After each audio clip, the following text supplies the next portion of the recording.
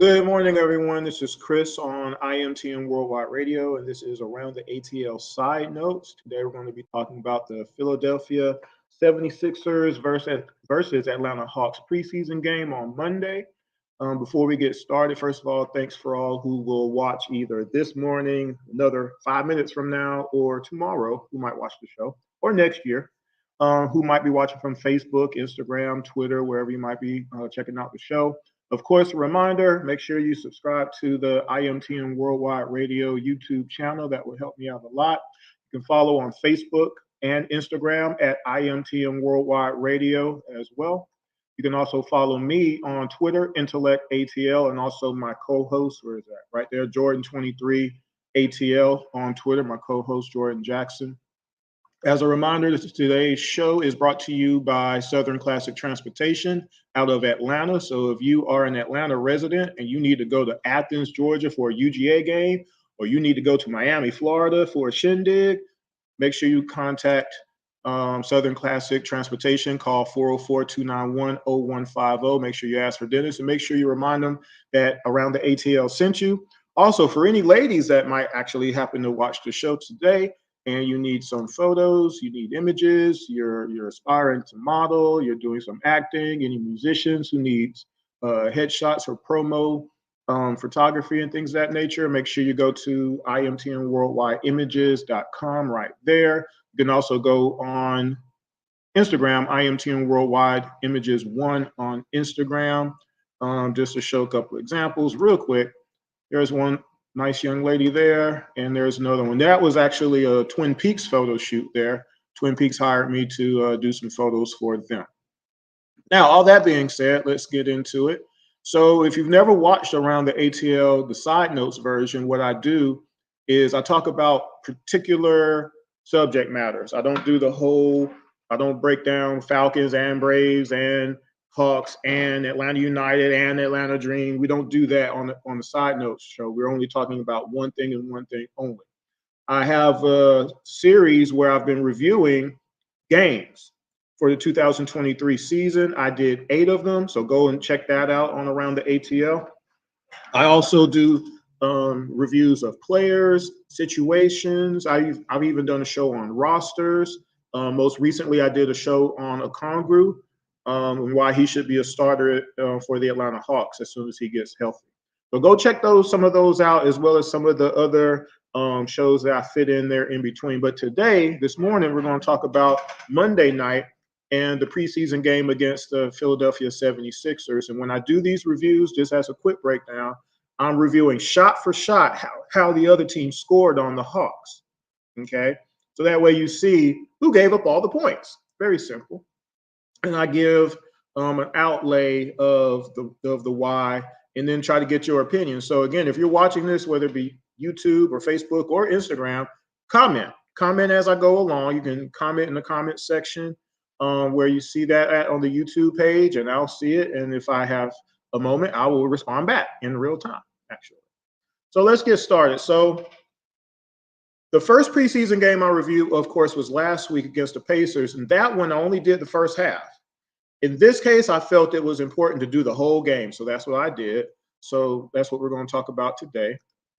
And let me go ahead and I forgot to upload all the videos until like 10 minutes ago. So I'm having to do this backwards a little bit. I'm going to go from low to high instead of high to low. So hopefully I don't get confused and messed up. So in this case, I almost forgot to do this. The Philadelphia 76ers beat us. Where is it at? Where does it start? Here we go. 104-89. All right. In this case, the starters played a few more minutes than the first game. They're trying to get them, ready to go. So the Hawks gave up 48 points in the paint in this game, which was an improvement from last week because they gave up 64 in the first preseason game. So that's an improvement, big time. They gave up 11 second chance points. They gave up 19 fast break points again. That's a lot of points. Now, let me make a concerted effort to remind you of something. The Hawks lost this game by 15 points. I want you to remember that as I do this, okay? There's certain things I want you to keep in mind. In fact, let's go ahead and do that while it's on the top of my brain here. Here are some things I want you to think about as I go through this review, because I'm going to say it a lot. Contesting shots, communication, get back on defense, staying with your assignment, blocking out. I have blocking out twice here. I'm mad about that, right? Rotating to the open man. So keep those things in mind as I go through this, okay? And why do I say that? The Hawks were 28th last year in fast break points given up. They were 26th in blocked shots, which means we didn't contest enough shots last year. And we were 25th in points in the paint given up last year. 25th. That's not middle of the pack, is it? No. All right. Whose responsibilities primarily is it to make sure that we don't have points in the paint given up all the time? Does anybody want to contest a shot?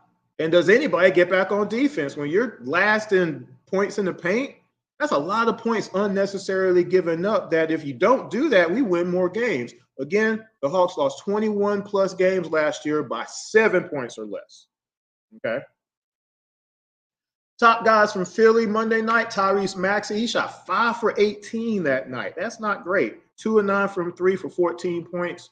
Oubre was 4 of 12 from the floor, 14 points. KJ Martin off the bench was 5 of 6 from the floor for 11 points, though. Now, the Hawks had 44 points in the paint Monday night. They had 17 second chance points, not bad. They had 18 fast break points, but again, that's negated by the points they gave up to Philly. They hit 13 threes. By the way, Philly hit 14 threes in that game. The Hawks gave up 14 threes or more last year. Okay, so keep that in mind as well. Now, both teams had bad shooting nights. It was horrible out there. They were even on the boards, even on assists, steals, blocks. Hawks shot 54% from the free throw line, though, while Philly hit 75%. So that's a little bit of a difference right there. And again, remember, the Hawks lost by 15 points. So let's find out why. So first quarter, first shot. So let me cue this up a little bit. So Hunter has Paul George. Trae Young has Gordon. Clint has Drummond. Tyrese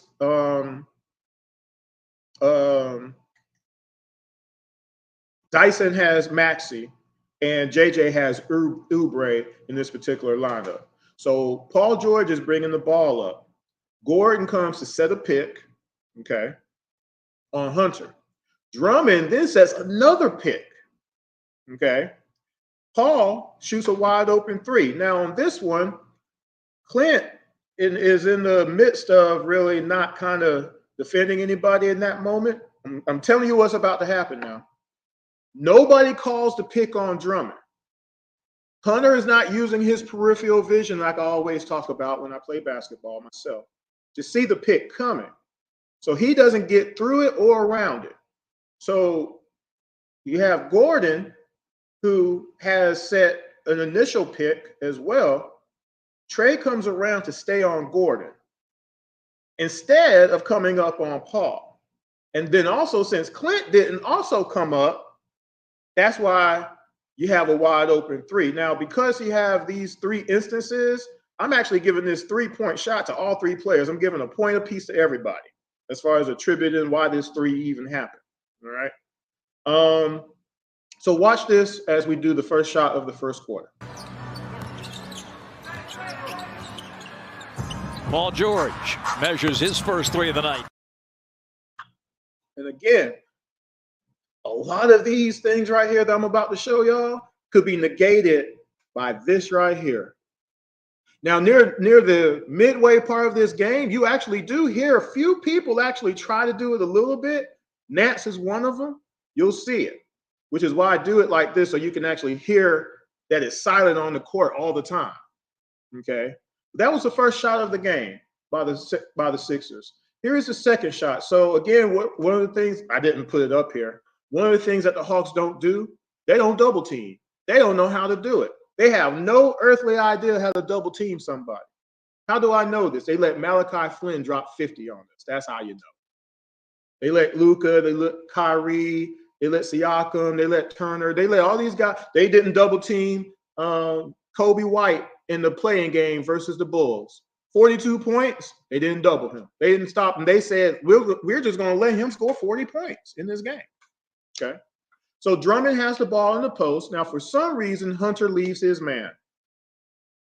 And he's standing in the paint. Drummond passes, and Dyson almost gets the steal. Kobe, as he should, starts to break because he thinks Dyson got it, which he pretty much almost had. Unfortunately, Dyson not getting the actual steal, and Kobe about to streak down the court to help out, leaves people open now. And because nobody rotated, watch what happens, because now Maxey has the ball. Again, Dyson and Kobe are not in the play anymore. Gordon is open for a wide open three. Now, again, if we're talking about this on the court, Clint technically would have been the closest. If he contests, that means somebody would have had to rotate on Drummond. And it could have happened, but we will never know because nobody did it. Nobody took responsibility. And that's another thing that I'd like to talk about today is, isn't it selfish to not want to help your teammates when something doesn't go right? And this is, I mentioned this years ago. I wouldn't want to play with half of the people in Atlanta basketball because you're selfish. See, I've played basketball in Atlanta for a long time. I played basketball for over 40 years all over the place or whatever. I don't want to play with people who don't care that somebody is about to score. You see what I'm saying? It might not be your fault that that person's about to score, but now it's your job to try to prevent that person from scoring. So if your man at the top of the key gets beat or whatever the case is and they're coming down the lane, why wouldn't you want to come up and contest the shot and either make them hit you and take a charge, or you foul them and they got to hit free throws so they're not hitting an easy shot, or they're passing the ball and resetting? Why wouldn't you want to do one of those three things every single time? I've been doing that all my life because I'm not selfish. But watch what happens on the second shot of the second quarter, or of the first quarter. Drummond, again, good hands by Dyson Daniels, but could not get the ball secured, and it sets up a long three ball for the veteran Eric Gordon. Everybody was just standing. Is that acceptable? I want, in every play that I show, I want you to either do two things. Either you can say the famous, that's Trey's fault, or say, is that acceptable basketball? Is that defense? I want you to actually say that out loud for all of these plays, no matter what. Get into what's the word? Get into a habit of doing that. Because when you say those things out loud and you actually watch what happens, you do start to think a little bit different. I promise you, you will. Third shot, first quarter. Got an air ball by Dyson. You're going to watch. I want you to watch the players, okay, as soon as that air ball goes up. When Philly gets the ball, do people get to their assignment? What was one of the things I posted earlier? People get into their assigned players. Whatever the situation, missed shot, air ball shot, turnover, whatever it is, and the opposite team about to go, where is your man at? Do you have somebody? Do you need to talk and be like, hey, go pick up? Hey, pick up man. Do we do that as a Hawks team? No, we do not. I'm about to prove it to you. So, and also a sense of urgency too. I should have posted that earlier as well. Watch Maxey get the ball at half court with Kobe trailing him and he dives to the basket. Watch this. Nobody stops him, even though we got people back. This is the third shot, first quarter. Daniels. Air ball three, taken down by PG. On the advance to Maxey. Quickly off the glass. Y'all tell me that was cool? That was acceptable basketball. That was acceptable effort in basketball. See, me as one of the OGs playing now, if I did what y'all just saw on the other end of the court, the next game, I wouldn't get picked up. Man, old man Chris on guy tonight, man. Who else is out here tonight? Hey, you want to play? That's what would happen to me if I did that. Let me show it to you again. Daniels. Air ball three, taken down by PG. On the advance to Maxey. Quickly off the glass.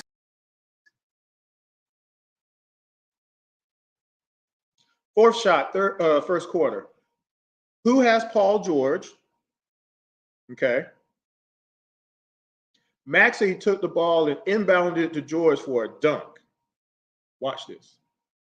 Capella's been away from the basket at the initiation of the offense. Hawks get caught napping, and the Sixers burn them with the pass down the floor to Paul George. The Hawks get caught napping? Remember, the Atlanta Hawks were 28th in fast break points given up. That was off of an inbound. And nobody knows where the man is?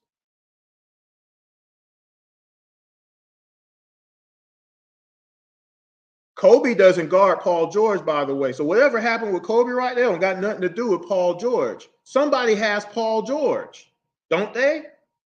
Fifth shot, first quarter. Now, Kobe has Maxey one-on-one on this play. Maxey dribble drive, shoots over him. Kobe does contest the shot, but he does hit it, though. Maxey. Oh, man. Pretty simple on that. Sixth shot, first quarter. Nobody stops the ball. I keep talking about this. It's an element of all basketball that you got to stop the ball, right? So nobody does in this case. Maxey brings the ball all the way up half court. What is going on? Does Dyson have Maxey? Does Kobe? Did Nant stop the ball? Maxey brings it all the way up and lays it up on Kobe. Bogey kind of at the last minute could have helped, but he just kind of, just the proverbial, I'm showing that I'm kind of doing some resistance. But is this basketball? Is this defense? This is the sixth shot, first quarter. Daniels got the nice bounce pass, a little pocket pass from Kobe Buffkin, laying good for Maxey.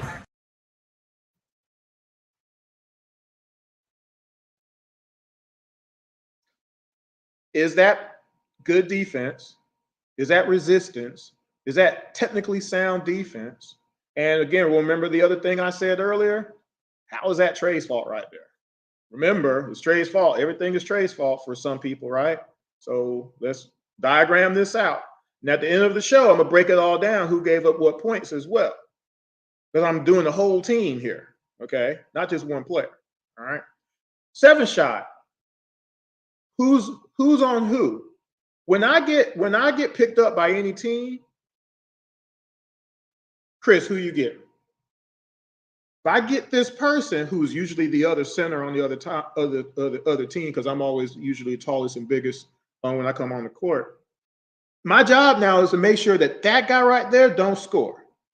It's also my job to make sure I'm always on my guy. I'm not letting someone else get killed because they're either smaller or shorter. It would make no sense for the 6'9" guy to be on the 5'4" guy, would it? Because that guy can't stop him. I can stop him though, right? Why is Bogey on Paul George then in this case? I want to know that. Okay. Let's watch. Minnesota preseason game Friday night in Des Moines had 15 rebounds. Amazing. Paul George. Now, people can say, well, Chris, it's just preseason. It's not like we got to switch back to man and that. Maybe Bogey can stop him. And we don't want to double team Paul George in preseason, though. Well, first of all, we don't know how to double team. We always let the best scorer on the other team blow us to bits. We always do that. The whole point is, though, why is Bogey on him at all? How did it happen that Hunter is not on Paul George all of a sudden? I don't know. 8th shot. Again, nobody stays with their assignments. Now, in this case, Trey has Martin. Dyson has Maxey. JJ has Oubre. Nance has Yabusele. And Bogey has Kyle Lowry. Okay. Now, I want y'all to watch JJ. I want you to watch Bogey in this play, because none of them know where their man is in this possession. Pointing is not defense. Unless you did a Vulcan mind meld or something, nobody knows what the point means. I've been talking about this for years, okay? JJ loses Oubre. Maxey gets a screen from Yabusele. Nance doesn't switch, so Bogey has to contest, and that leaves Oubre wide open. And on these 2 points, I give these to JJ because he simply just lost his man. 8th shot, first quarter. Maxey. Oubre Jr. 4-3. Can't do that. Just can't do it. I'm sorry. You can't do that. These are basics of defense that we still don't know how to do because we have nobody teaching them or nobody holding anybody accountable, the whole team, all 13, 15 players.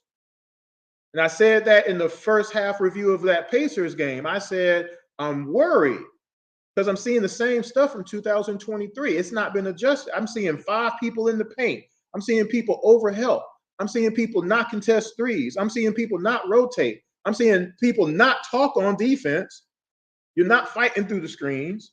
You're not blocking out. I'm seeing all the basic stuff not being done. And this basic stuff is killing the Hawks every game. How do I know? Points in the paint, second chance points, fast break points given up in 3-pointers. I've been doing that for years. Every game, after the game, I call that out. You see it on Twitter, you Facebook Live, whatever. And it's still happening. Because we had a defensive coach, we would have adjustments. We had somebody who cared on that sideline, we would have adjustments in real time. You would see it. That's how I know. What shot was that? Okay, 9th shot. So usually I would give points on a turnover. Like if you turn the ball over and it's a one-on-none fast break, those are your 2 points, okay? But if we actually got people back, you got to defend that now.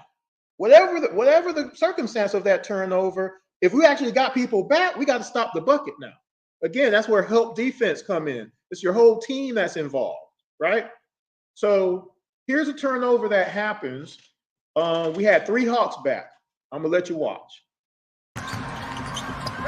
Gray's pass. Somebody's foot. Maxey has it. And DeMartin for the dunk. We just gave up right there. Looks like. Let's play it again. This is a turnover where I guess the pass hit, like Bob said, hit someone's foot. Sounded like Glow right there, right? And it glanced off. It got deflected. It's a turnover. But we had 3 Hawks back. Gray's pass. Somebody's foot. Maxey has it. And DeMartin for the dunk. Nobody stopped the ball. Nobody said, hey, JJ, man back. Said nothing. Like, there's no on-court awareness. It's scary. I'm not asking people to be a Jedi and have, using the Force and you have awareness like that. But this is basketball. Like, you always have to have your head on a swivel. And for the fact that we were 28th in fast break points last year, you'd think somebody would make people more aware about that kind of stuff. And we had 3 people back, folks. 10th shot, first quarter. This is the last shot of the quarter. By the way, I do these by made field goals. I'm not doing a review of every missed shot. Philly missed a lot of shots in the first quarter, as you can see by the field goal percentage of the game. I'm only doing the made shots, okay? So just for people who don't know. 10th shot. I'm gonna just show this one too. Oubre going up. And that ties the game at the first quarter horn. If I did that, I wouldn't play the rest of the night. Again, man, old man Chris, man, we can't pick him up. He ain't even trying to play today. He must be hurt. He must be sick. Because they know if Chris comes out to play, I'm trying to win games. I'm not coming out to play basketball and run up and down full court and playing with guys who are 20 years younger than me just for the heck of it. I'm trying to win some games. I'm not showing no effort, though, right off the jump. I'm not getting picked up the rest of the night. I'm basically running the scoreboard because we play scoreboard and stuff. I'm basically running the clock in the scoreboard. Heck, I might take myself out and be like, yeah, I don't think I got it tonight, guys. Let me just sit there. I'm going to hang out with y'all tonight, though. And I'll do score for y'all all night long or whatever. But I ain't going to be able to play. And that would be like my knee is hurt, something like that. But if I just did that, just because I'm like, let me show you again now. Oubre going up. And that ties the game at the first quarter horn. You don't foul him, wrap him up, or take the charge right there? Sorry. And we were 28th in fast break points given up. A1 Forever says, yeah, Bogey can't do that. I mean, this is real time, folks. And this is one, and I'm going to segue real quick. This is one of the reasons that Bogey can't get starter minutes this year. If y'all watch just the 8 games that I did review of the 2023 season on Around the ATL, make sure you go subscribe and watch. You'll see why Bogey definitely can't be one of the guys that starts because he gives up too many points. He doesn't stay with his man. Sorry, can't do it. That was the last shot of the first quarter. So second quarter, first shot, another assignment breakdown. Trey has Lowry. But after that, I don't know what's going on, to be frank with you. I think JJ has George. Nats should have Yabusele, but because, okay, I'll put it like this. JJ has George, but George goes by him. Nats supposed to have Yabusele, but he has to come up to help defense. I think ZR has Martin and Bogey has KJ Martin. But instead of ZR staying with Martin, he is in the paint. That leaves Martin wide open. George passes to him. Okay. Now, I do credit ZR for coming out to contest. So now Martin has to pass. But unfortunately, since nobody is talking again, nobody sees Yabusele glide into 3. And he gets the pass and he hits it, of course, right? Now, once George passed the ball, Nats needed to get back on his assignment. Again, it's all about assignments. JJ was on George again. But you don't need 2 people on a non-ball handler, folks. And since Nats did pick up George, JJ needed to pick up Nats's guy, and he didn't. So I give these 3 to JJ. A1 Forever says, hello, Bogey off the bench. I've been saying that all offseason. Well, I've shown it all offseason, A1. Again, film don't lie. Giving up 7 threes in a ball game, don't lie. Okay, you can't allow that to happen and think you can be competitive. But this is going to be the first shot of the second quarter right here. Caleb Martin, 5 on the shot clock.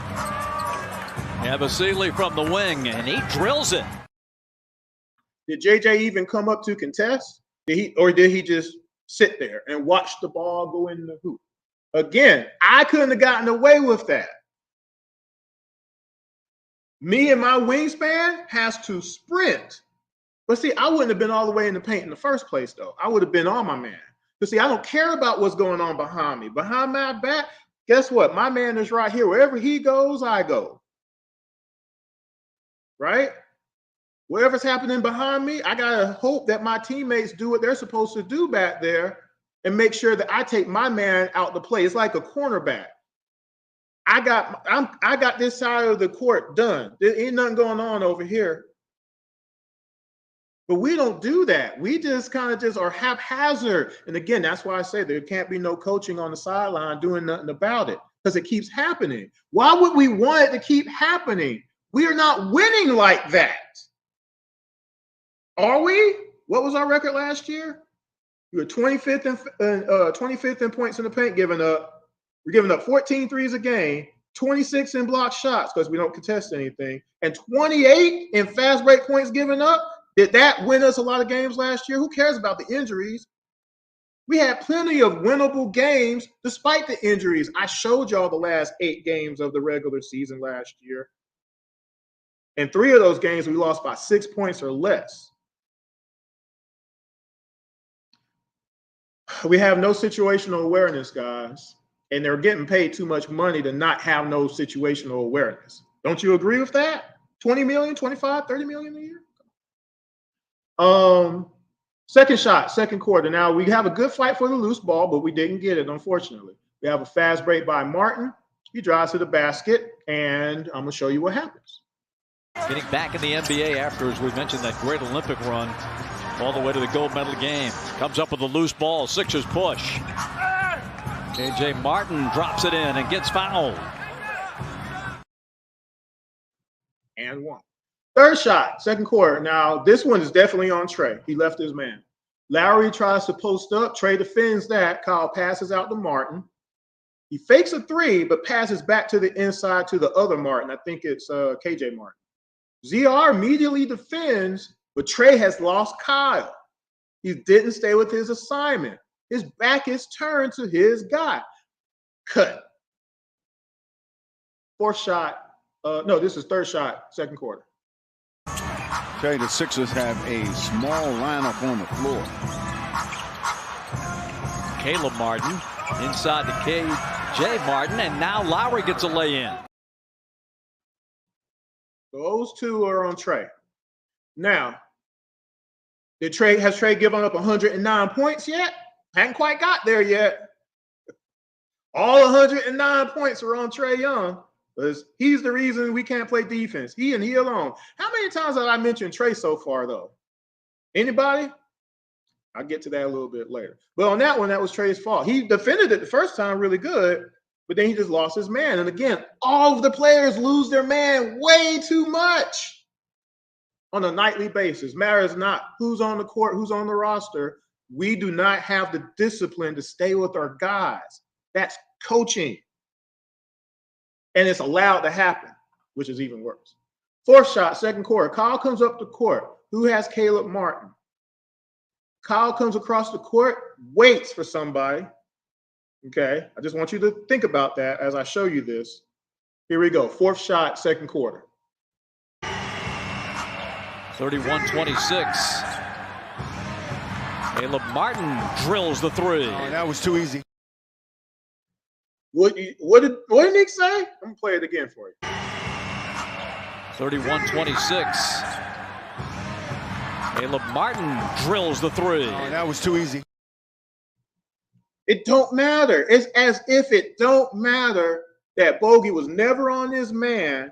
And then when Bogey realized he wasn't on his man, he kind of mosey on over. And then when Caleb is basically in his windup, he's flat-footed. He's on his heel. He hasn't even tried. He's not even thinking about it yet as far as contesting the 3. By the time he does, it's too late because there's no way he's going to do anything with that. But that's kind of like pretend defense, just being like, I made the effort. Is that acceptable, folks? I'm sorry. We can't keep doing this and think we're going to win games, which is why I don't think that Bogey should start. I'm being real adamant about that. I like Bogey, but he can't play no defense at all. He's a hindrance. He is the worst defender on our team. Not Trae Young, not by a long shot. Okay? And I've shown you hours of film to prove that, if you choose to watch. Fifth shot, second quarter. Now, here's a reminder. Why do the Hawks always have 4 or 5 players in the paint? Why is their big toe in the paint? Why is their whole body in the paint? You got 4 or 5 players? Because if you got 4 or 5 players in the paint, you got 3 players on the outside waiting for the ball every single time, don't you? Because people don't stay with their assignment. So this is the 5th shot of the second quarter. Martin's bringing the ball up on Kobe. He drives to the basket. You have all 5 Hawks looking at him and don't know where their assignments are at. So Nance is now nowhere near Drummond. who is guarding, I want to ask, who is JJ guarding? Yabusele, maybe. Dyson, ZR, where is everybody? This is an issue, folks. Don't you think it's an issue? I'm going to show it to you now. But just watch what happens here and tell me. Because on the drive, Martin, Yabusele, and Drummond and Lowry are all open now. On the drive, Martin passes to Drummond. Drummond passes to Lowry for a wide open three. We gave up 14 threes in this game, by the way. Fifth shot, second quarter.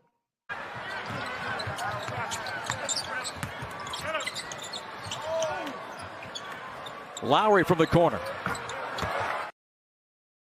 That's what the NBA did to us all last season. Didn't matter who was on the roster at the time. The NBA knows we're not going to stay with our man. We are not going to rotate to the open man at three. If you want to shoot as many threes as you want against the Hawks, do it, because you're probably going to get wide open shots.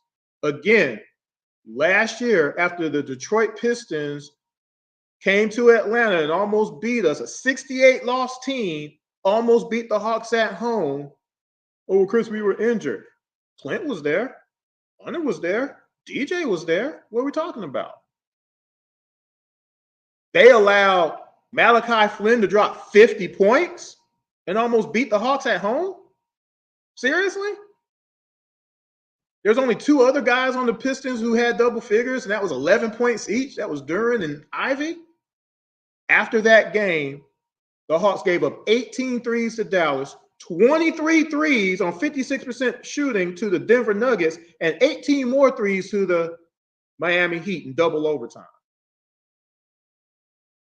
Y'all telling me that's cool, that's acceptable? 3 straight losses right off the jump right there. We still had a chance to get home court for the play-in. We lost the last 7 games of the season. We lost those 3 right there by just giving up all those threes. We didn't give up all those threes. We win all those games. We gave up 142 points to the Denver Nuggets on 60% shooting from the floor. 6th shot. No, let me show you the 5th shot one more time to let you see how wide open that 3 was.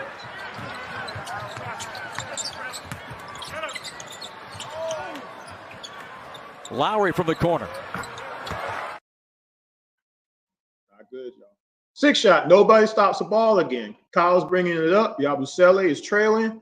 Goes straight to the basket. 6th shot. Lowry. And the lay-in. 7th shot. Now, this one, I'm going to give some credit to Clint. Because normally on a screen and roll, he would overhelp on the ball handler, even if his guy, his teammate, makes it through the screen. This time, he doesn't do that, and he follows, okay? What we needed, though, in this case, to finish that was either ZR or Hunter to stop the ball, to force a pass, okay, to stop the alley-oop attempt that was coming, okay? But here's the deal. At that point, since that didn't happen, I want to ask, why did Clint wind up like he was going to go up to contest and then not do it and then let Maxey pass it?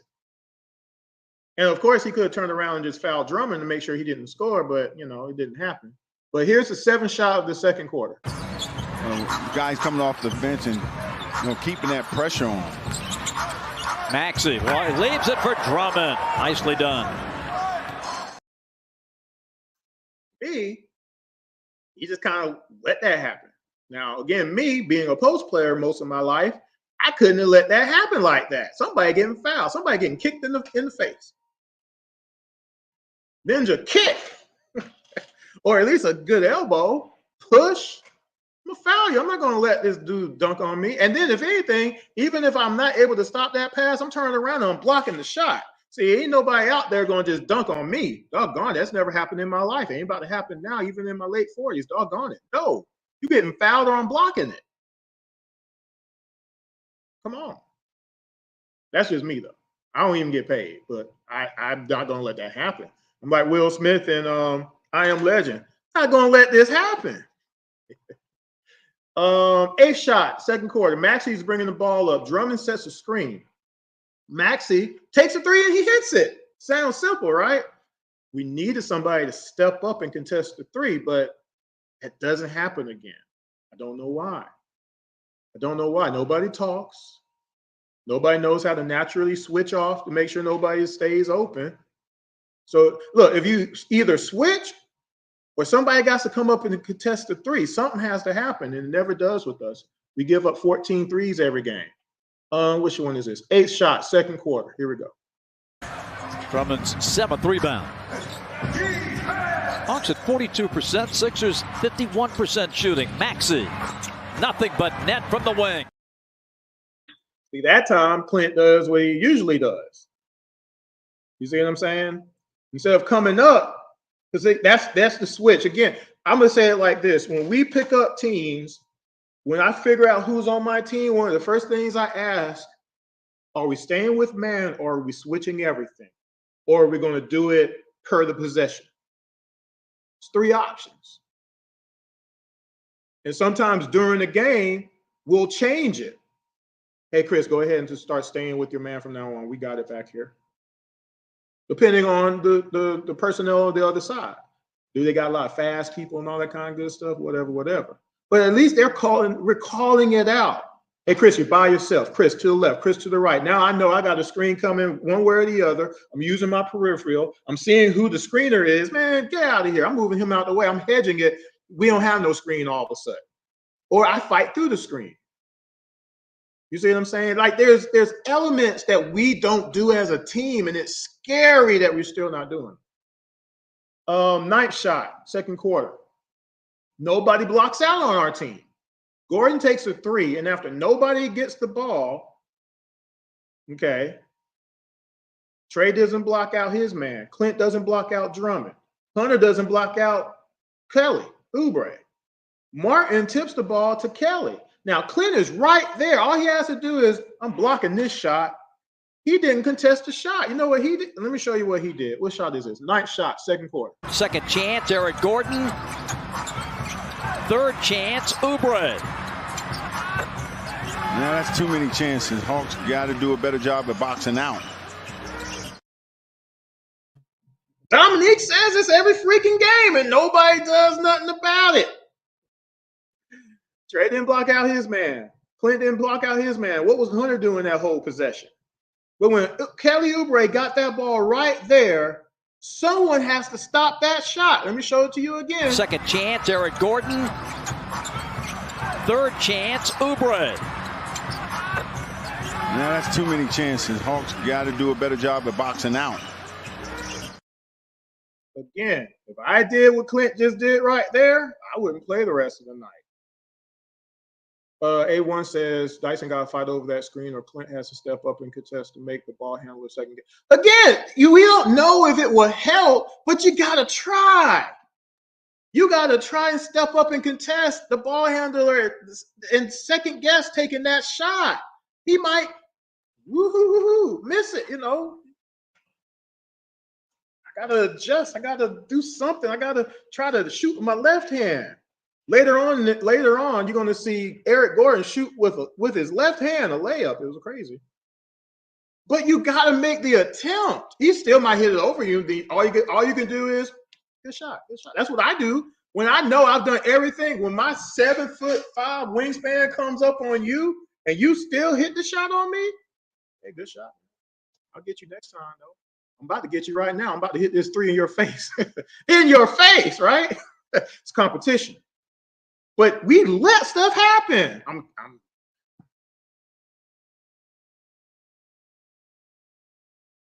It's not cool, y'all. Where am I at? 10th shot, I believe. Uh-oh, got another comment. Why the heck? Because everyone's standing in the paint.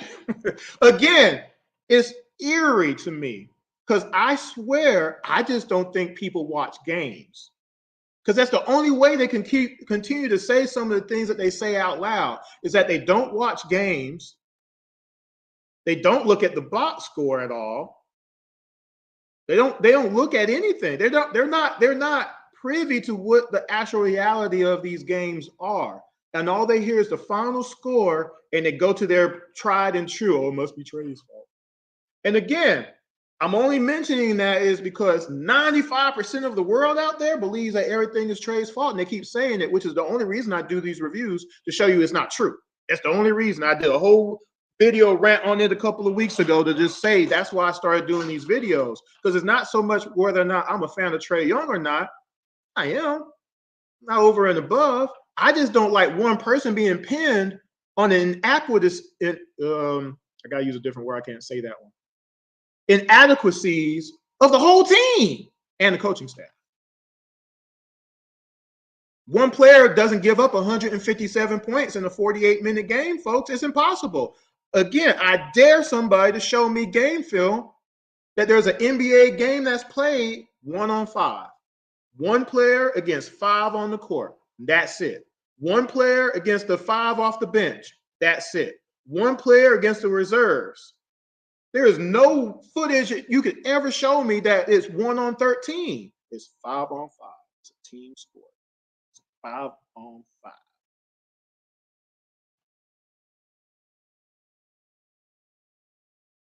Tenth shot.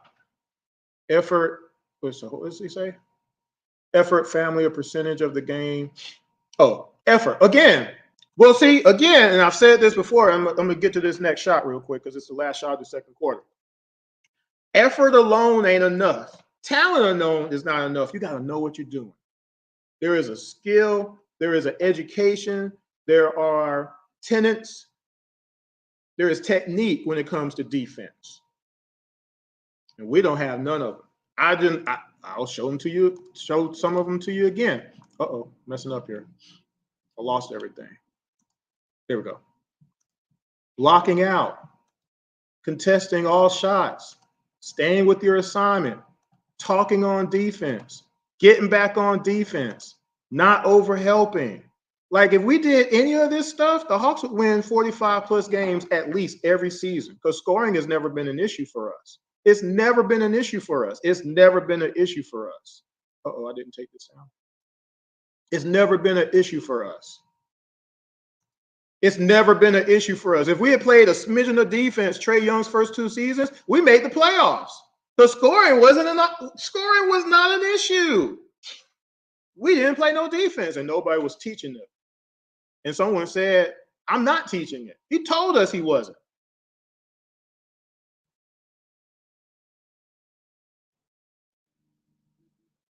Trying to sync this up real quick. Last shot of the second quarter. Trey has Gordon. Gordon takes a screen from Drummond. Trey gets around the screen. But nobody steps up and contests the shot. We have no help defense again. But I'm gonna give this bucket to Trey, though. But again, why was there no help defense by anybody else? I'm gonna show y'all the shot. But I'm giving the 2 points to Trey, though. I'm gonna give these 2 points to Trey. Really was impressive. The kid got a bright future. Bright future. Little push shot from the veteran Eric Gordon. How about that with his left hand? You had 2 players watch him hit that shot. That's unacceptable to me. Is it unacceptable to y'all? Or will you just say, oh, yeah, that's Trey's fault? Again, you have people get beat sometimes. It happens to the Hawks a lot, unfortunately, but not just one player.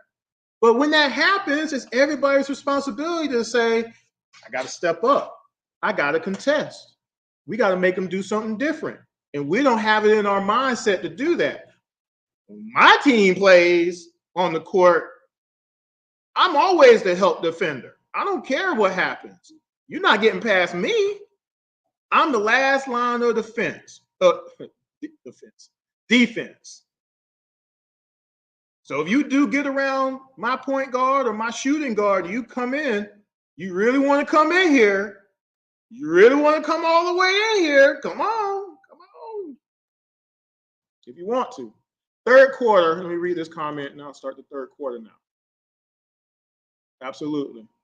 Oh, shoot. Where is the third quarter? There it is. Third quarter, Trey has Gordon. Clint has Drummond. JJ, I believe, has Kelly again. Dyson has Maxey. ZR has Caleb. ZR has left his man okay, to contest a wide open Maxey at the 3. Maxey misses the shot. Nobody boxes out, okay? JJ is in the paint because he left his man. Dyson doesn't rotate to Kelly. Clint doesn't box out Drummond. So Drummond tips out to Kelly and says, nobody stayed with Maxey. Guess what?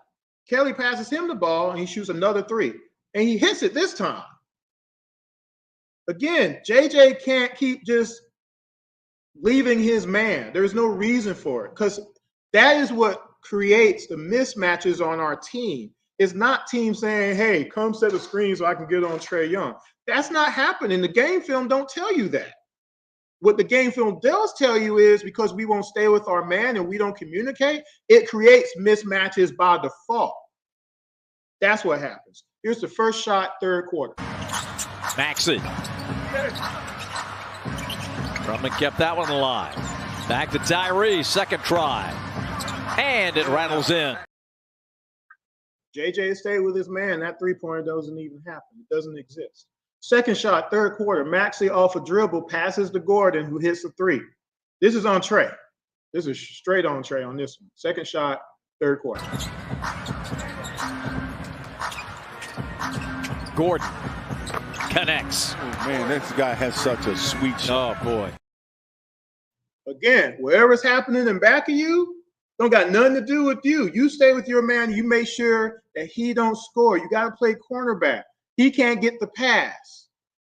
If he goes this way, you're watching what this person is doing without the ball. And when he gets the ball, you got to be on him. You can't allow him to rev up and hit a clear 3 like that. So those 3 points are Trae's. That's an easy one. Did Trae give up all the points in the game yet? How many times have I mentioned Trae's? Third shot, third quarter. So in this case, ZR has Martin. Martin drives. He loses the ball that is, per Zachary. But he gets free. Now, JJ and Clint are there again. Now, I just said that Martin drives, but then he kind of loses the ball. Okay. JJ and Clint are there. I'm going to show you what happens, but I'm going to ask you, is this acceptable? Third shot, third quarter. Now Martin, 5 seconds, 4 hands everywhere. Great job, Atlanta, but Martin at the end scores the basket. I'm going to play it again. Watch Clint and JJ. Now Martin, 5 seconds, 4 hands everywhere. Great job, Atlanta, but Martin at the end scores the basket. I want someone to tell me, is it reasonable to have zero expectation that in that particular instance, nobody came and said, you're not about to hit this shot, young sir. I'm about to stuff this in your face. Or at very worst, one of those two people just get there and stand up and just do like this. You're trapped. Let's get the 3-second call. But that didn't happen. I'm going to show you one more time before I go to the next shot. Now Martin, 5 seconds, 4 hands everywhere. Great job, Atlanta, but Martin at the end scores the basket. That's unacceptable, people. Sorry, that's just pure unacceptable. That's a shot that didn't need to happen. And by the way, that's also another point in the paint. Fourth shot, third quarter. Gordon drives and puts up a shot with his left hand. This is the one I just mentioned. He puts the shot up with his left hand. He misses it. Clint, again, doesn't block out Drummond. So you know what happens? I'll show you. Cutting the Philadelphia advantage to 5. Eric Gordon. A bump. A shot with the left hand. No. Tip. Yes. Is that acceptable? I'm going to keep asking that question. Is that acceptable? And is that Trae's fault? Again, if you get a chance to watch this later, maybe you're at work or whatever, watch this particular episode, and after each shot, I want you to say the words, is that acceptable, or is that Trae's fault? Did I do that? Fifth shot, third quarter. This is a turnover on JJ. This is where like I talked about before, how I attribute some points. if you have a turnover and it's a one-on-none fast break, those 2 points are yours. Okay. So in this case, this is on JJ. Where am I at? Fifth shot. Here we go. Well, he got to be willing to take it. Maxey. Oubre, nice move. Now, see, even though that wasn't a one-on-none, JJ was there to actually defend his own layup. So since he didn't, it was on him anyway. So that kind of just worked out by, accident. Sixth shot, third quarter. Nobody stops the ball again. Remember the thing from earlier? I'll post them again. Oh, I was already on. Where is it at? Oh, nobody stops the ball. Oh, I didn't post that. Oh, here we go. Let's see. Stop the ball. There it is. Stop the ball. We don't do it. So this is the sixth shot. So nobody stops the ball. Lowry brings the ball up. Martin dives to the basket. When ZR turns his back, Foley. This is the sixth shot, third quarter. Rebound, Philadelphia and KJ Martin. Lowry to Martin. Also, what happened on that one? Can you guess? Stay with your assignment. We don't do it. Those are more points in the paint, by the way. There's also another fast break point, by the way. Seventh shot, third quarter. Let me sync it up real quick. McCain is in the game now. He's dribbling. He dribble drives to the basket on Vic for 2 points, basically. It's kind of an easy explanation on this one. However, there was something that could have maybe stopped the shot. Let's watch real quick. Jared McCain.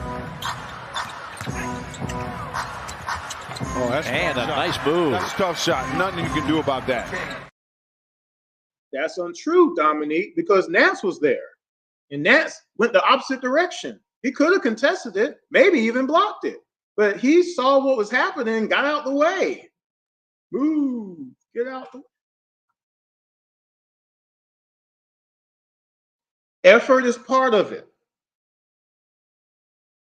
Knowledge is part of it. Technique is part of it. Self-awareness, all these things come into team defense. And again, this is why I'm worried about whether or not the new players that we have will be enough. I felt they were at first, but not after watching the film of these last two games, because now I'm worried. I still think we're going to be sixth in the East, though. Doggone it. And again, we haven't seen the whole team play the whole game necessarily either. We haven't seen who's going to actually start. Again, if we don't start Bogey, Hunter, and Clint, we got a shot. But if we keep Clint and Hunter and Bogey on the floor 30-plus minutes a game, and Clint is in the fourth quarter for no reason because he can't hit no shots, can't hit no free throws, he can't finish, he can't do any of those things. He gives up too many, the whole 9 yards. We can't win like that. But if you minimize that damage, we have a shot now. But still, the old stuff is still there, and I just don't know if we have enough to mitigate it yet. I really won't be able to have a feeling about that until we play a full game with starters, minutes, and things of that nature, and kind of just see. But again, the main stuff from last year is still here, and it really frightens me. That was the last shot of the third quarter, by the way. By the way, let me do something real quick. I forgot to mention this. Let me replay the seventh shot real quick of the third quarter. Jared McCain. Oh, that's and a nice move. That's a tough shot. Nothing you can do about that. Did you see the score? The Hawks still had a chance to win this game. We lost this game by 15, though. Maybe some of you might know what I'm getting at right there. But anyway, fourth quarter is now here. So the first shot now, this one is where I want you to listen when I play the clip. Actually, let me just in this case, I'm going to play the clip first. Well, you definitely got some perimeter shooting for the Hawks. You just got to knock down some of these shots. Nice drive by KJ Martin Jr. So, first shot of the fourth quarter, you heard Nance actually say, move up, move up, move up to Garrison. Garrison was right there. What did Garrison do? He didn't move up, move up, move up, did he? Did he do the rock away? Lean back, lean back. Reggie Jackson had set a ghost screen dribble handoff, and Martin just ran down and yeet. All Garrison had to do is just take the charge. And he was our team leader in charges last year. What happened? I know it's preseason and everything. I don't want nobody getting hurt, but you can't let that happen. Can you? Is that acceptable? Is it?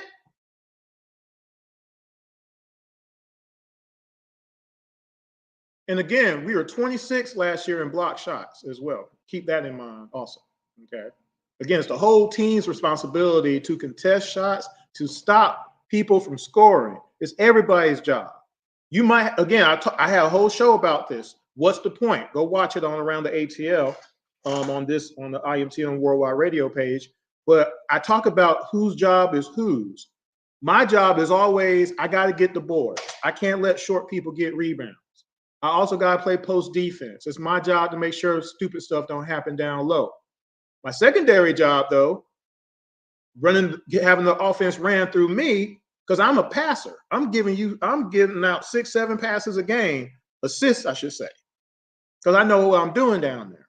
You can run the offense through me. I ain't selfish. I'm trying to help us win. I also can hit a shot. So 3 levels there. I'm trying to contribute, but my mainstay is I got to rebound, I got to block shots, I got to play defense. Some people are good at dribbling. Some people are good at scoring.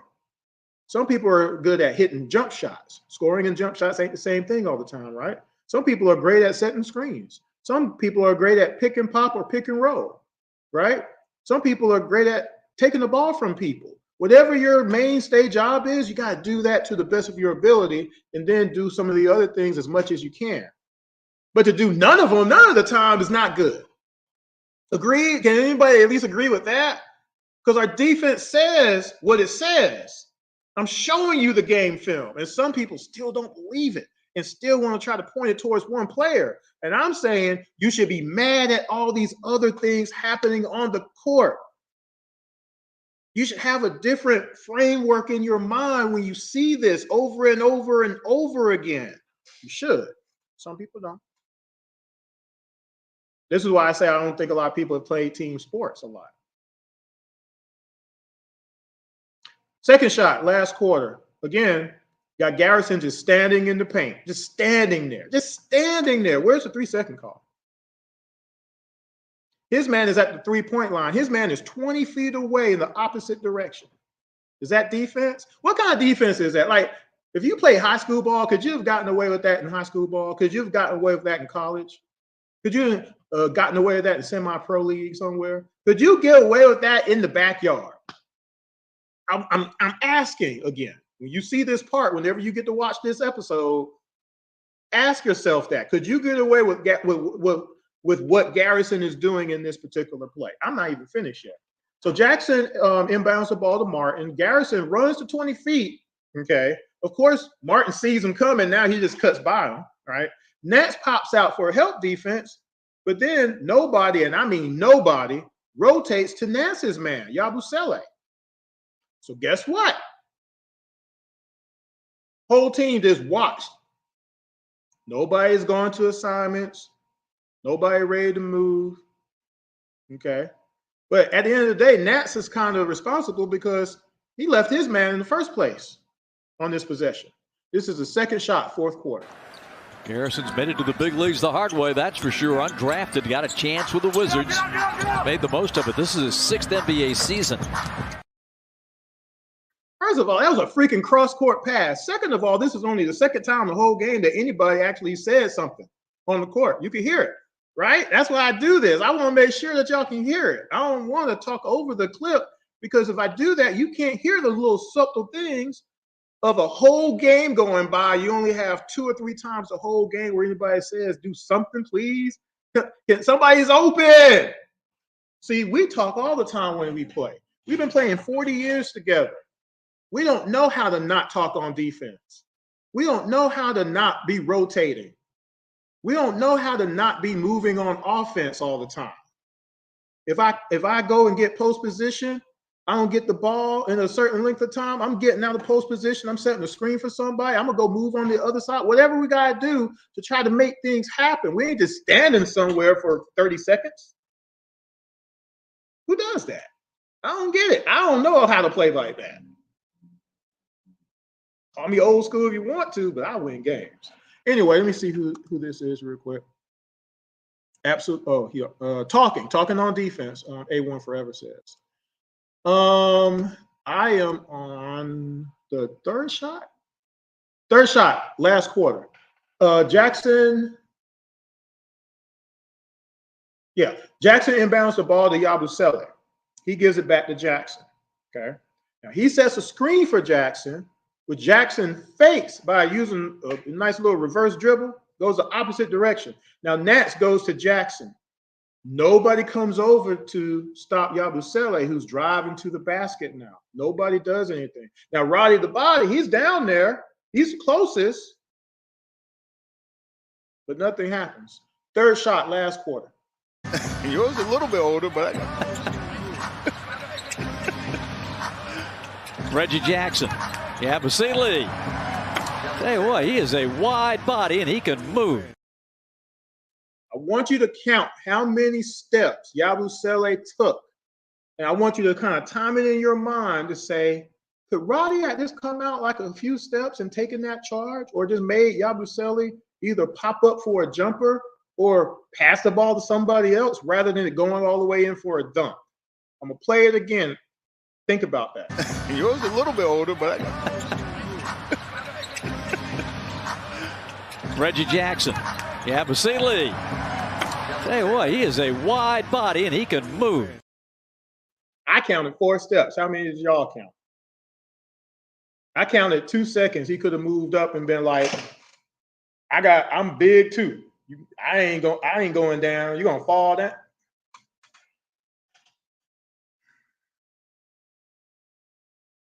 Fourth shot, last quarter. Again, for no reason, there are 5 people in the paint.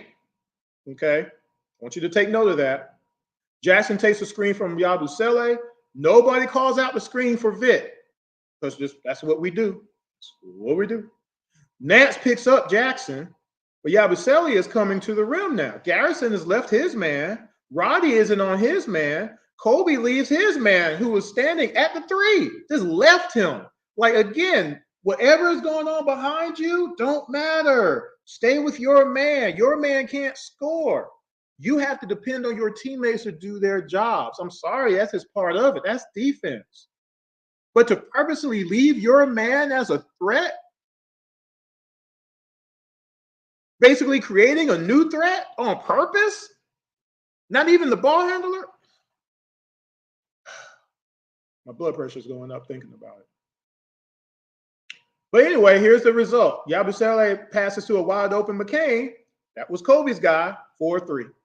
This is fourth shot, last quarter. You know, like yourself, you know, you go in for a big dunk and there's a lot of contact and you get fouled and, you know, all that, maybe you hit the floor or whatever, and then you're supposed to just stand up. I want somebody to explain it. I want someone to try to explain it to me, the purpose of Kobe leaving his man. Did someone tell him to leave? I'm sorry for being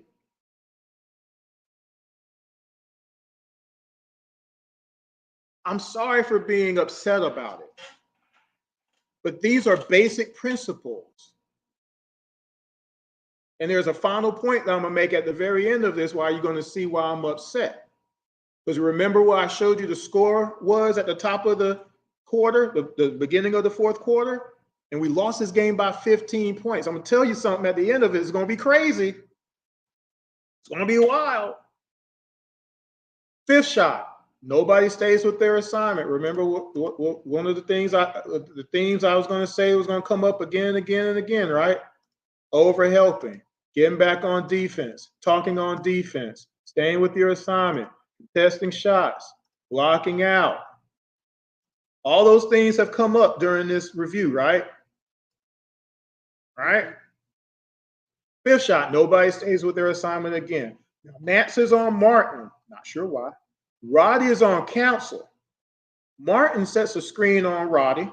Nance is too far back, in my opinion. You can tell me what you think. Counsell has a wide open three, which of course he hits.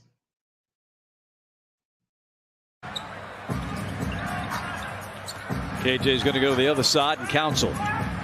3 ball, good. There's no way in the world I could have gotten away with that.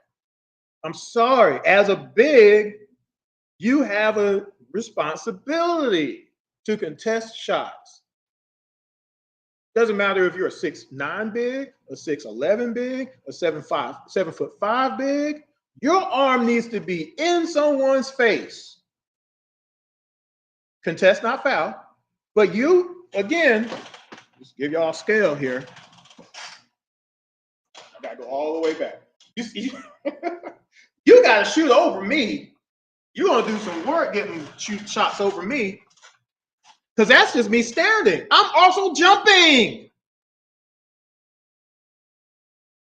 All of a sudden, I'm in your face. You have to throw an arc on that sucker. Because my 7-foot+ wingspan is now in your grill. Better pass it, because I'm going to block it otherwise. I block threes. Bump that. I don't care how old I am. I'm playing. Was that acceptable to y'all? Was that cool? I'm just pointing out these things because they need to be pointed out. Because until you see them over and over and over and over and over again, maybe some of you might get a little bit peeved off. Instead of just shrugging your shoulders and accepting the final scores, or what these people out here just keep saying, oh, well, it's Trey's fault and he needs to learn how to stick with his man. And the reason the Hawks can't play defense because we got to worry about the people Trey is guarding and stuff like that. That's just not happening. I'm showing it to you. It's not happening. I've showed it to you in 8 straight games of the 2023 season, including the play-in game. Trae Young didn't give up 42 points to Kobe White. He didn't give up all 42 points to Kobe White. First of all, he wasn't guarding Kobe White. That wasn't his assignment for that night. It was Ayo. He didn't give up the 24 points to Vucevic. Trae don't play centers. He didn't give up the 22 points to DeRozan. I'm going to keep saying this over and over again. Why is Trae Young having to guard Miles Turner and Siakam? Why? Because people leaving their assignments. Trae can't stop those guys. He gave up a couple of points to those guys in that 157-point game 82 of last year, but he didn't give up all 157. And at least he scored more than 6 points like Hunter did in that game. He didn't give up the points to Joker and Caldwell Pope and MPJ and Murray and all the other people in the Denver Nuggets. Why? Because Trae didn't even play that game. He didn't give up the points to Luka and Kyrie Irving. Trae didn't play that game. They hit 18 threes on the Hawks. Luka hit 6 of them. Bogey gave up 7 threes in just that one game. That's what should be upsetting y'all, and it's not. Some strange reason. We weren't winning these games, y'all. It'd be almost kind of a complete different story if the Hawks were scoring 130 points a game, because that would have mitigated some of it. But we weren't scoring 130 a game. We were scoring 118 and giving up 120. 28th in fast break points, 25th in points in the paint given up, and 26th in blocks.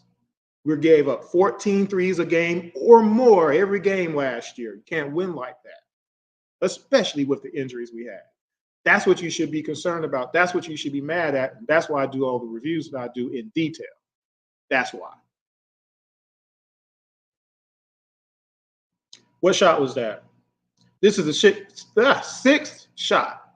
There was a lot of shots in this fourth quarter. I forgot about this. So again, people refuse to talk on defense. Nance is on Martin. Roddy has Counsell. Martin sets a screen on Roddy. Nance, oh, I did this shot. That's the 5th shot. Second, this is the 6th shot. Philly basically, oh God, I forgot about this one. So basically on this, the number 6 shot, I can't say 6th for some reason today. Philly is basically doing a globetrotter weave on us on this one. Kobe loses Martin, but Garrison again just stands there as Martin lays the ball up. Watch this. This is hilarious.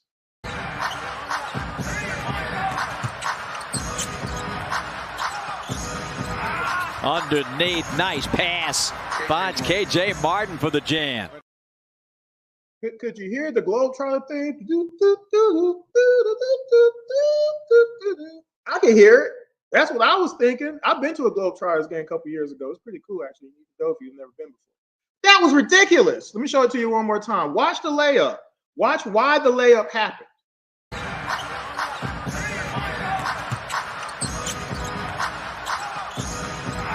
Underneath, nice pass. Finds KJ Martin for the jam.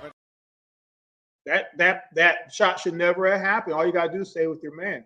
But we don't stay with our man and we don't communicate. Got a comment here. This is disheartening, Chris, but only the second preseason can we still. Okay, now see, now he just made a point. This is why that's why I am scared. That's why I'm worried. Because I just had to know that besides the moves that we made, which and I actually do have a show that right after the draft, I was mad because I was like, this doesn't address the need.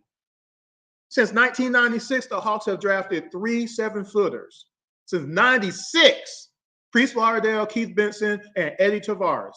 Look at the league. We had Andrew Lang out there, Hindu, Blair Rasmussen, rest in peace, Grant Williams, trying to go up against Patrick and Shaq and all these guys over the decades and just everybody. And now you got Giannis and you got all these guys, and we still say, nah, we're good. We're just going to keep staying, no big deal. Right? Ridiculous. But the other part of that is that from what I know of 2023, will we have a philosophy change on defense? Do we have anybody on that bench that knows what they're doing and knows how to fix things when they need to be fixed? One of the reasons the Falcons are having a great season right now is because of in-game adjustments. The previous 2 years, we were always toast because there will never be an adjustment because nobody knows what to do. This season, no matter what the circumstances are, we make changes. All you got to do is look at the second half of the games that we played. You can look at the scores that are not people not scoring all of a sudden. It's amazing when you have great coaching. Quinn Snyder ain't a defensive coach. Scoring is not the issue. We need somebody who can stop folks. We need somebody who has pride in defense. We need someone who says, hey, all y'all got to come to the bench, and we're going to put in these guys because none of y'all are doing it. Because either, again, I've said this before, I'm going to say it one more time. Either you're not telling nobody nothing, you're not teaching nobody nothing, you're not practicing none of this, okay? Or you are, and nobody's doing it, and both are bad. Because again, there's some effort out there, but is it true effort though? I see a lot of standing in the paint. I see a lot of non-contest. I see a lot of fake defense lots of times, and I'm sorry for any players that might see this, but I'm just telling you like it is, because if I'm seeing it, other people are seeing it. A1 Forever just said he's disheartened. Again, true life don't lie. This is game film. There's no artificial intelligence. There's no matrix. I ain't plugged into the matrix. This is actually what happened in the game. I'm only showing you and describing verbatim what actually happened each play. And the only thing I add is what I think could have happened. That's all I'm doing. But I'm telling you what happened. I'm not lying. I'm not faking it. I ain't faking the funk. I ain't making this up. I'm not saying stuff for the sake of saying it. I'm saying it because it's true and it needs to change. That's why I get so adamant about it.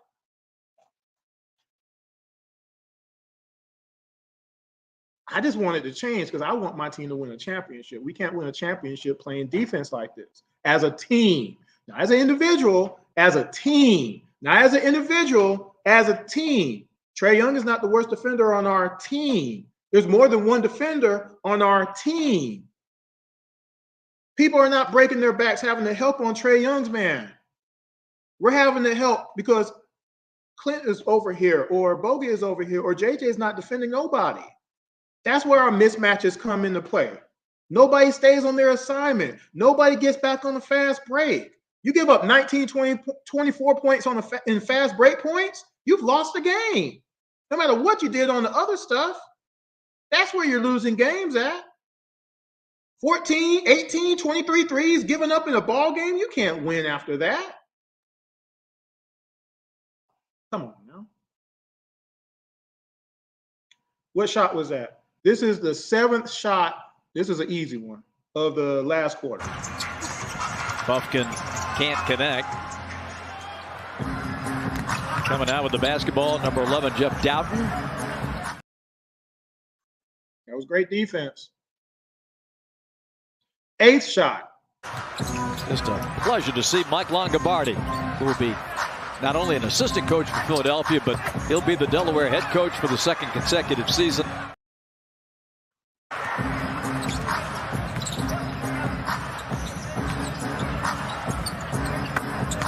Long 3 is good for Philadelphia. 10th shot.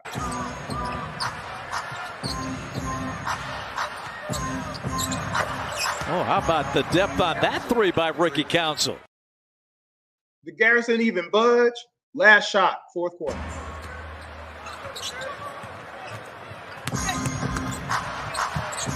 And leaving it short, then sticking it back in. All that was cool to y'all, right? All that was cool to y'all, right? Y'all cool with that? Like diggable planets? Cool like that? So I mentioned what the score was at the top of the 4th quarter, right? That the Hawks were still in the game and everything, right? At the end of the 3rd quarter, it was 75-67. That's an 8-point deficit. Hawks still had a chance to win this game, right? At the 9:31 mark of the 4th quarter, Trae got his last assist, passing it to Garrison for a bucket. Score 77-69, right? Trae Leon left the game after that. So did JJ. So they're gone. After that, 5 threes were made by the 76ers. I just showed them all of them to you. They were all wide open, weren't they? Was Trae Young out there anymore? No, he was not. Was he? I just told you he wasn't because they pulled him. All you got to do is go to NBA.com, go to play-by-play for the game, and you'll scroll down and you'll see that he got pulled. I ain't making it up. The 76ers hit 5 3-pointers. You know what 3 times 5 is, right? It's 15. What was the final score? We lost by 15. So tell me, what's the problem? How is that Trae's fault? Explain it to me.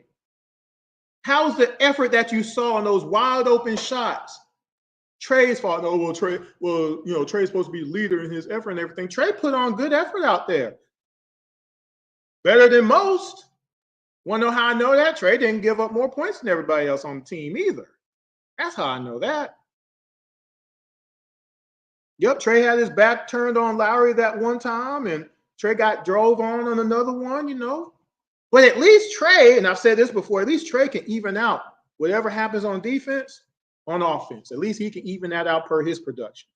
He does it every night. He's pretty good at it. He's a league leader in everything. Well, not everything, but you know what I mean. But does Clint even out production on the other side of the ball? Can he do it on a regular basis? How much did Hunter score in this game, by the way? Hunter wasn't even in the game that long, so he didn't even give up a lot of points himself in this particular game. But, let's be for real about it a little bit. Let's be realistic. Let's be real. Let's keep it real. The Real World from MTV, y'all remember that show? Let's have a real conversation, because that's why I do this as well. What you think is the problem is nowhere near the problem. The problem is the whole rest of the team and Trae, if you want to do it like that, right?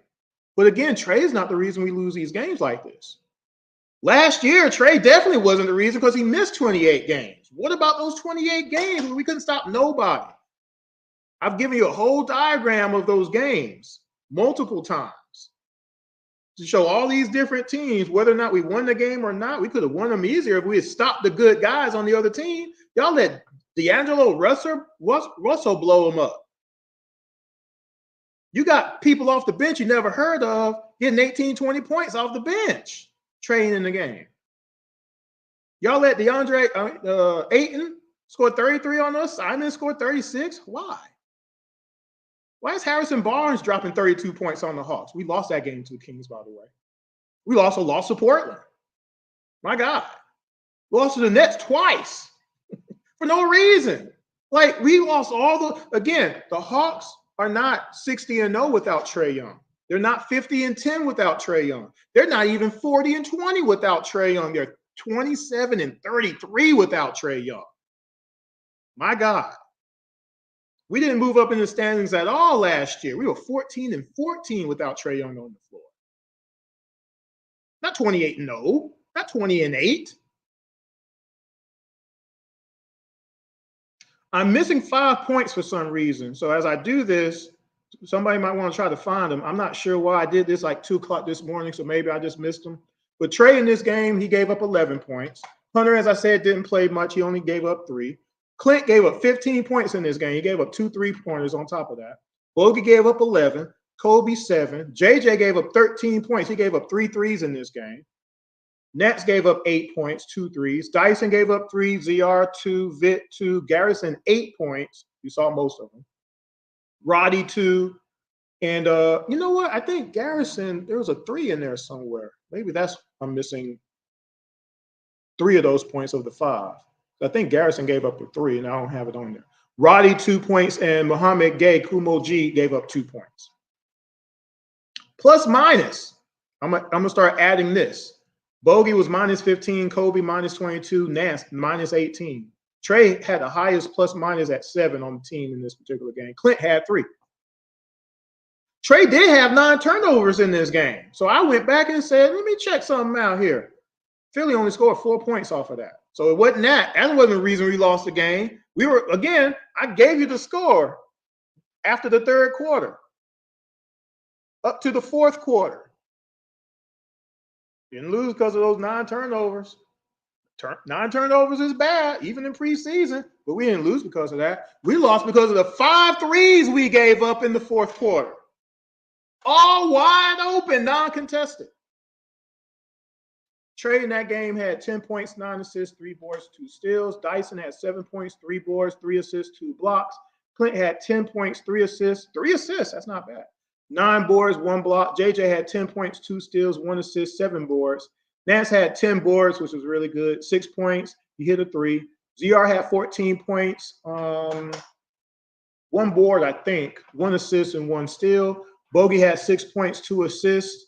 Vit had 8 points in the steal. Garrison had 5. Roddy had 5. Hunter had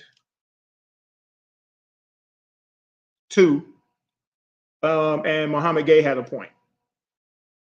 That's what the Hawks did that particular game. Kobe freaking Buffkin, he says. A1 forever. So again, when you watch those shots go in, ask the question to yourselves, why is this happening like this exactly? What is the reason? What is the underlying reason? Is it purely effort? Okay. Is it lack of technique? Is it lack of training? Is it lack of coaching? Is it lack of caring? Because again, a lot of those shots, I mean, my God, again, A1 Forever used the word disheartening. That's kind of desperate right there. But when you look at it as such, and you know, again, if you've ever played basketball before, you know you couldn't do it. If you feel bad about it, see, it makes you feel some kind of way about it. That's the inherent problem. And it's the whole team. Why is your back towards your man? Why are you standing in the paint 20 feet away from your man? Why won't you switch? Why won't you rotate over?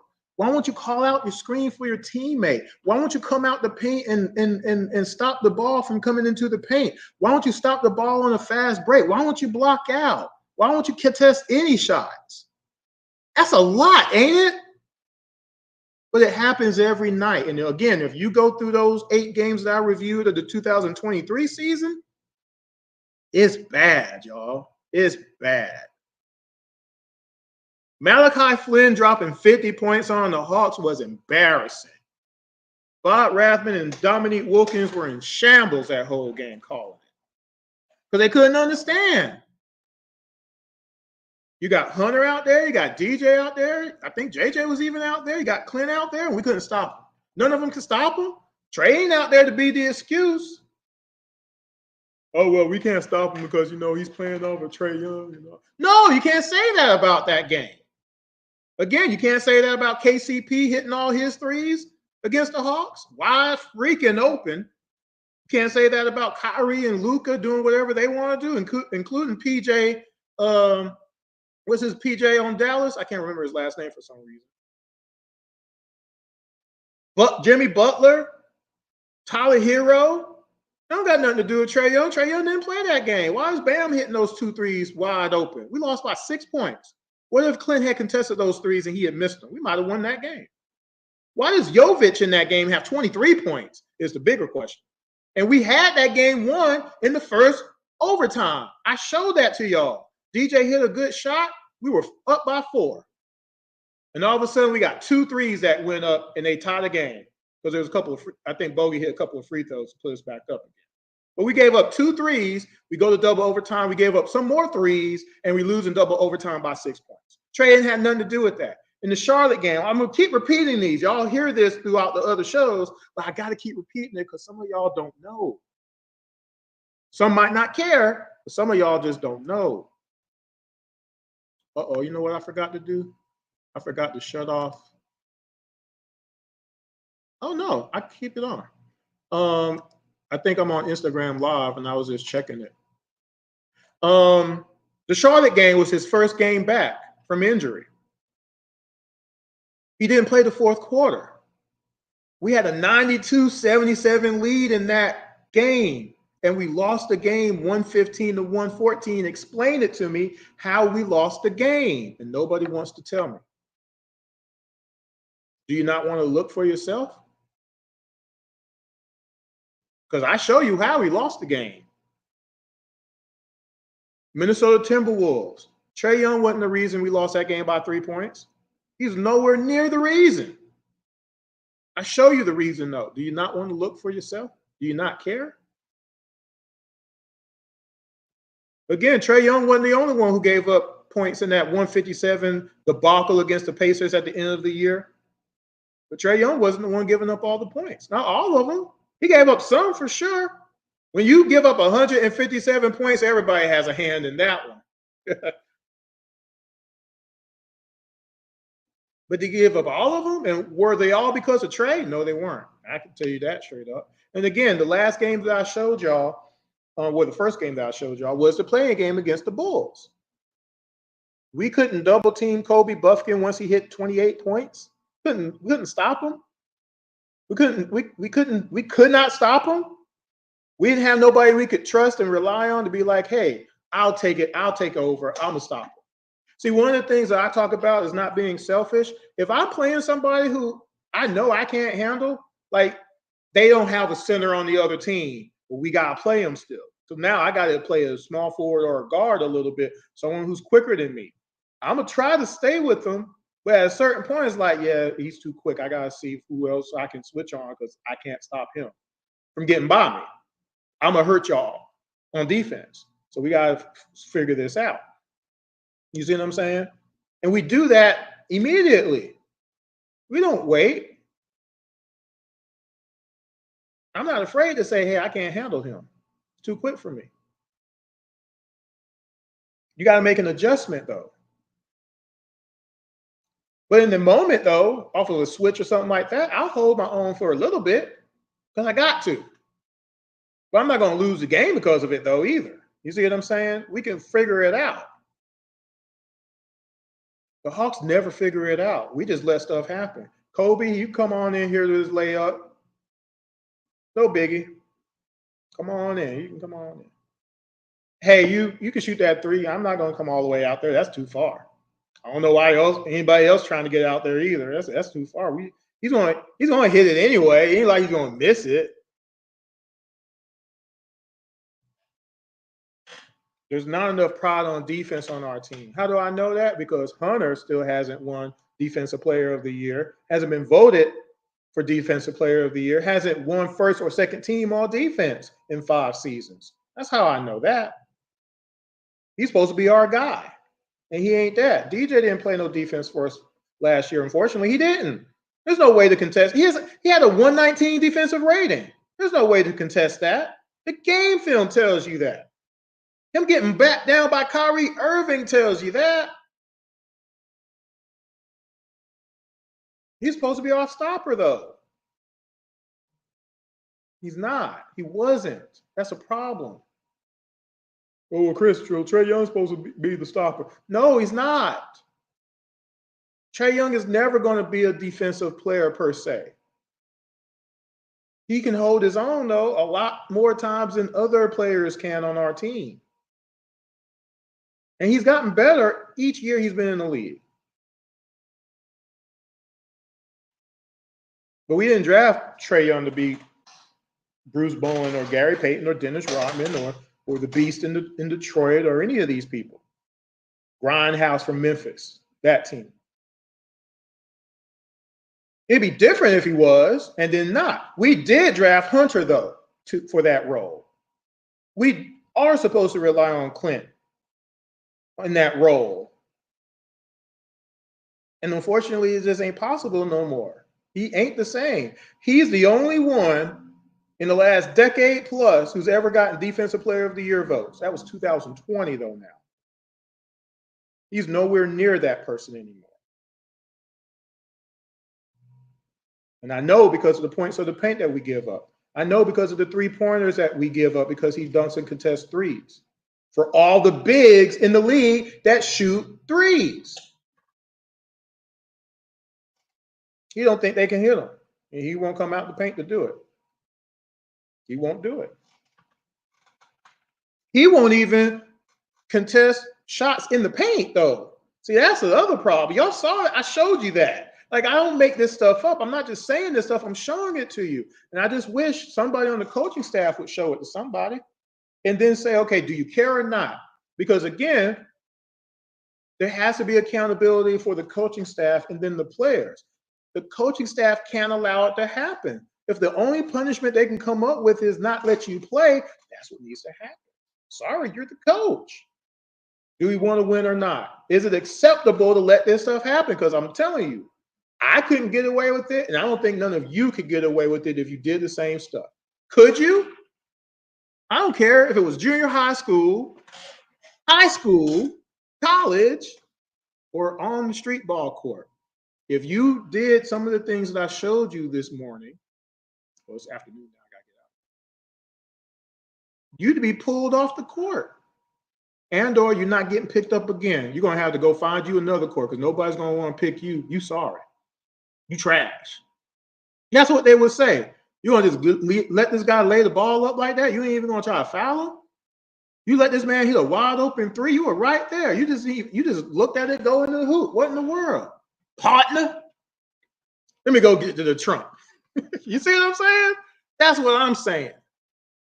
I just want our players to understand that and to tell us what's going on, because we ain't hearing nothing. We won't even talk on the court for our guys. We will not communicate. We will not tell them anything. Now, again, Nats did, but nobody did anything. So it's like, at least we got somebody who might talk a little bit. That will help out a lot. Well, we need somebody else to do it, though, too. It's supposed to be our best defender in Hunter. He's supposed to be running around like a jackrabbit. He's supposed to be doing OG Anunoby stuff. He's supposed to be doing Scotty Barnes type stuff. He's supposed to be doing Herb Williams type stuff. And he's not. I have a problem with that because we drafted him 4th as Defensive Player of the Year in college basketball, y'all. I'm sorry. I'm sorry. It ain't my fault. I need him to be the best. I want him to be the best. Don't y'all? Or not? So that being said, let me get out of here. Again, it ain't about one individualistic player, but the players that you got to rely on, we gotta hold them to some kind of standard. Trae Young ain't the worst defender on our team. He ain't the best, but he ain't the worst. What about all the other players? What about the other starters? What about the other bench players? It all matters. When I showed y'all last year all the points that Bruno was giving up, didn't that make you mad? There'd be games he'd be coming off the bench, but giving up 16 points by himself? Come on. Again, some of our improvement will be addition by subtraction a little bit. Okay. Again, DJ not being here, Bruno not being here. If we don't start Hunter and Bogey and Clint, that will subsidize some of it, but not all of it, because you saw what I just showed you. We lost that game in the 4th quarter. We were in the game, but you give up 5 open 3-pointers. We lost by 15 freaking points because of those 5 3-pointers, guys, and they were wide open. I can't tell you how mad I am about that. That has to change. Now, again, this is preseason, but it looks the same, though. And if you watch any of my reviews of the 2023 season, you're seeing exactly what I showed you because I pointed it all out. I'm very detailed. I'm like that. And that's what makes me worry. I'm hopeful still that the changes we made in the roster will mitigate some of it. Zachary and Dyson playing on the court at the same time, along with JJ, I think can mitigate certain things when they're playing full minutes and things of that nature, especially Dyson. Because Maxey didn't have a good night shooting out there, did he? Nope. Right? So that's encouraging to see that. The boys that Nance got, he got 10 rebounds in that game. He's going to be really good coming off the bench. Whatever position he plays, he's going to do what he's supposed to do, except for those times where I showed that he didn't. All right. Barlow, Roddy, all of them is going to be able to give us good minutes for the skill sets that they have, but we all got to play some defense. We just got to do the basics. I just want to see us again. Look, I'm gonna get out of here. And thanks A1 Forever for checking out the show and anybody else who did. I definitely appreciate your comment. Always feel free to comment. Again, I respond back to everything in real time. I just want us to do the basics. Stop over helping. Let's get back on defense. Whole team needs to get back. Let's communicate on defense. Stay with your assignment during the possession. Contest all the shots. There's no excuse to not contest shots. You don't know what's going to happen if you contest a shot. Contest it. Block out. Am I asking too much for all? Maybe I am. And again, that's a whole nother story if I'm asking too much for NBA players who are getting paid tons of money to do the basics of basketball. Because us not doing it is what's causing us to lose games. Because the other teams, they do it to us every freaking game. And that is a problem. It's an issue. So that being said, I'm going to get out of here. Please, please, please make sure you subscribe to the IMTM Worldwide Radio YouTube channel. I definitely appreciate the support. Make sure you follow on Facebook or Instagram right there. IMTM Worldwide Radio. I'll let that scroll by. And make sure you follow me on Twitter, Intellect ATL. I'm always on there most of the time when I'm not busy. I'm always busy though. And also my partner, Jordan23 ATL, my co-host of Around the ATL. Make sure you keep him in his, your thoughts as his mom battles cancer right now still. Last but not least, make sure you visit imtnworldwideimages.com. If you need a photo shoot of some sort, definitely let me know. Weather is perfect now. Can't blame the heat no more, right? And make sure, again, if you're in Atlanta, you need to go on a distance trip, but you want to have some comfort doing it. Make sure, just noticing I didn't take off the brand. Make sure you, which one is that? Blocking out there. Make sure you hit up Southern Classic Transportation, 404-291-0150. Ask for Dennis. Make sure you let them know that Around the ATL sent you. If you need to go to Athens, you need to go to South Carolina, you need to go wherever, Texas maybe, they'll take you. They're a great service. Again, make sure you let them know Around the ATL sent you. That being said, I'm gonna get out of here. Hopefully y'all enjoy it. Hopefully you see what I do when I do these reviews. Again, I'm just being honest. I'm not being hateful. I'm not even really being angry. I'm just upset that we could be better, and I just want us to be better. And does everybody else want the team to be better? Okay, because it's a team. Again, it's a team sport. It's not chess. It's not tennis. It's not golf. It is a team sport. Everybody who's on the court has to participate fully. And sometimes we just don't have enough participants participating, if you get my drift. And I showed it to you. And it's upsetting. Again, I got it's a great word. A1 Forever said it's disheartening. Okay. That's messed up. Again, we gotta just do better on those things. I just want to see the improvement for once. I just want someone to do something about it. And this is why I wish I could be at the pressers and actually ask the question point blank, but I don't want to get beat up or anything. But anyway, guys, let me get out of here. Y'all take care. Have a great week. I will do a show on the game after tonight, probably tomorrow sometime. So look out for that as well. Until next time, this is Chris on Around the ATL on IMTN Worldwide Radio. Y'all take care. Peace.